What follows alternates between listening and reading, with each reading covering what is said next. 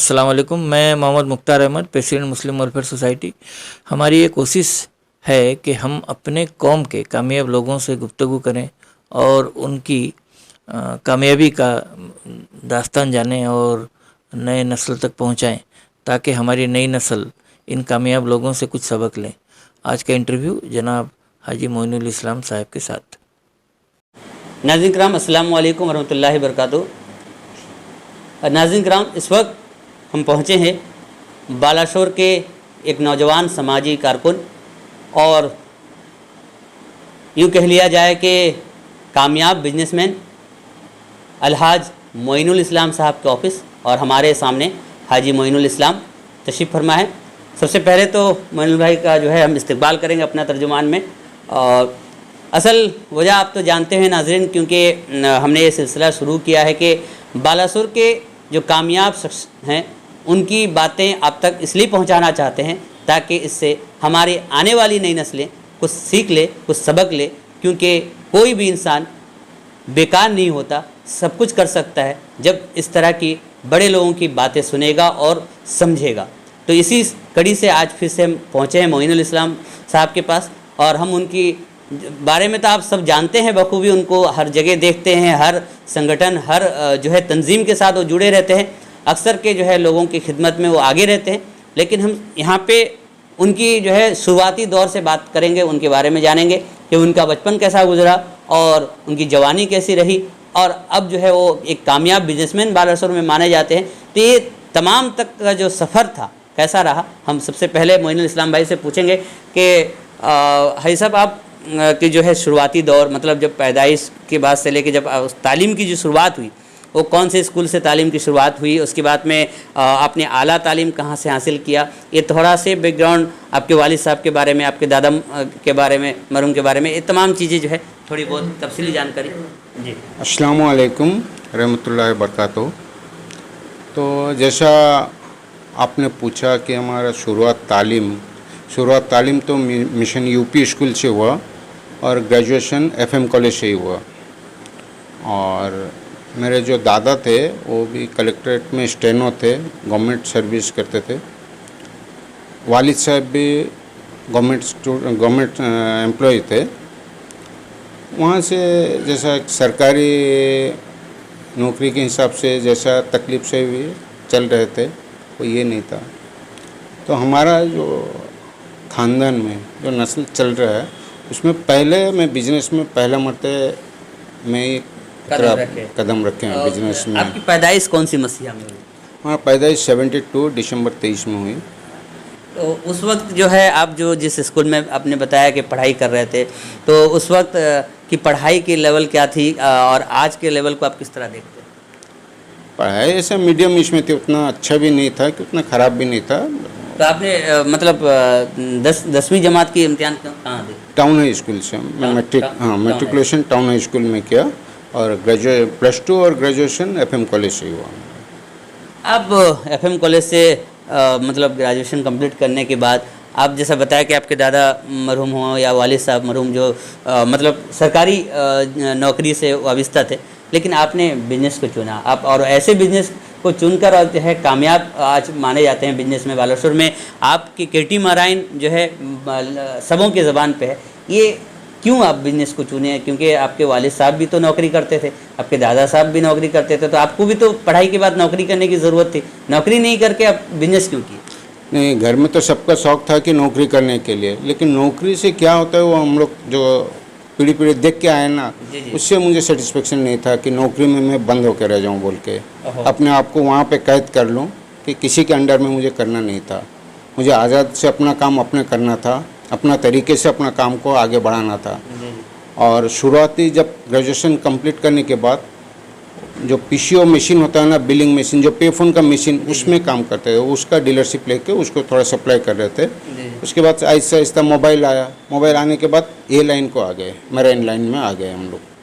अच्छा, आप तो मतलब बालासुर में बहुत सारे संगठनों से, बहुत सारी तंजीमों से जुड़े हुए हैं, और खासकर जो है आप केटी मराइन में आपके ज़ेर निगरानी जो हमें जानकारी है 200 से ज़्यादा लोगों को आप जो है काम दिए हैं और उनके घर चलते हैं आपके कंपनी से, तो ये जो है हाँ जी जी बिल्कुल बिल्कुल अल्लाह चला रहा है। मगर मेरा सवाल ये है कि जब लोगों के साथ मिलते हैं आप मुखलिसाना दोस्ताना अंदाज से मिलते हैं, इससे क्या बताना चाहते हैं? मैं देखा हूं अक्सर कोई भी बड़ा छोटा ये कुछ ऐसा नहीं है। हम लोग पहले तो सबसे पहले मैं एक इंसान हूँ, आम इंसान हूँ जी। सबसे मुझे खुशी मिलता है जब एक गरीब से अमीर तक किसी से भी मिलते हैं तो अपना अंदाज में मतलब अपना तरीके से मिलते हैं। इसमें कोई वो गैप नहीं रहना चाहिए, वो गरीब है वो अमीर है, ऐसा कोई मैं कभी सोचता नहीं कि मेरे दिमाग में कभी लाता नहीं इसे।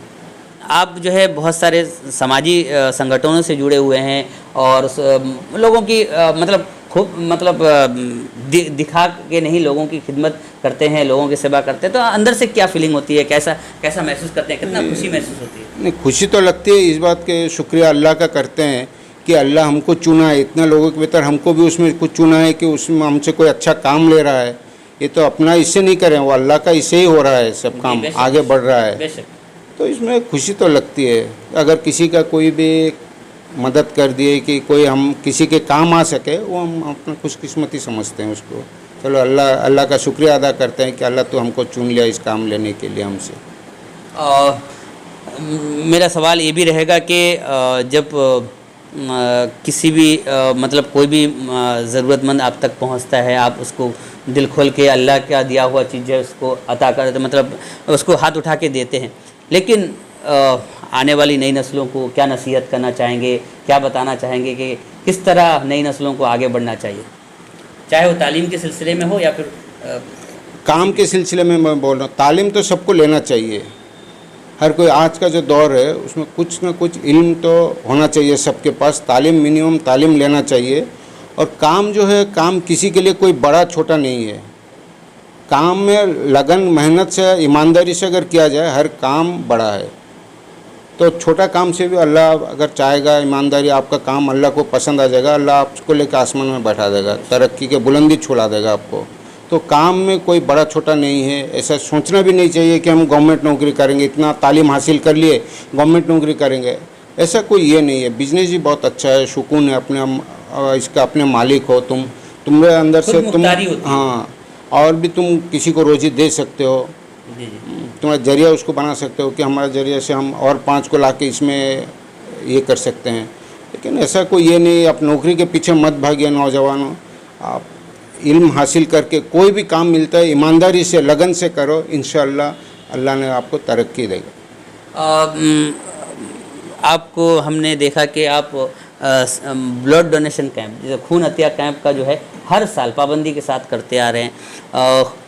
कहा जाता है कि खून जो है डोनेट करना एक बहुत बड़ा नेक काम माना जाता है और इसको आप मुसलसल करते आ रहे हैं और इसमें जो है संवाद के साथ जुड़कर जो है आपने एक पहचान बनाया बालासर में ब्लड डोनेशन कैंप को लेकर। ये क्या सोच था कि आप अपने स्टाफ को लेके, और ख़ासकर जब ब्लड डोनेशन कैंप होता है तो आपके स्टाफ जो है पूरा एक्टिव रहते हैं, जो हमने देखा है, हमारे चैनल के दर्शक ने देखा है। तो ये ब्लड डोनेशन कैंप करने का जो आपके दिमाग में आया, क्यों आया, कैसे आया? बहुत सारा वक्त में ऐसा है कि लोग आते हैं कि भाई खून चाहिए, खून थोड़ा अरेंज करा दीजिए, तो हम बोले कि ठीक है चलो ये कदम आगे बढ़ाते हैं, अगर इसमें होगा तो हमारा कौम का कोई भी आता है मेरे पास, कोई भी अगर कोई भी मुस्लिम भाई हमारे हम कौम अगर आते हैं इस काम के लिए, तो जितना भी हो सकता है मैं कोशिश करता हूँ कि उसको मिल जाए।